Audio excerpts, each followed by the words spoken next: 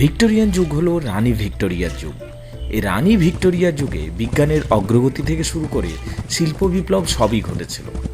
এই যুগে সমাজের সম্বন্ধে মানুষ অনেক বেশি সচেতন হয়ে পড়েন। সর্বোপরি এই যুগে একটা কন্ট্রাস্ট বা বৈপরীত্য ছিল। এখানে ধনী মানুষ প্রচুর ধনী হয়ে পড়েছিলেন এবং গরিব মানুষরা ক্রমাগত গরিব হয়ে যাচ্ছিলেন। তবে এই যুগে মধ্যবিত্ত সমাজেরও উন্নতি ঘটছিল। সর্বোপরি রানী ভিক্টোরিয়ার আমলে ভারতবর্ষকে অনেক স্বাধীনতা দেওয়া হয়েছিল। ভিক্টোরিয়ান যুগে আমরা সর্বদাই একটা সদর্থক যুগ হিসাবে মনে রাখব ইংরাজি সাহিত্যের ইতিহাসে।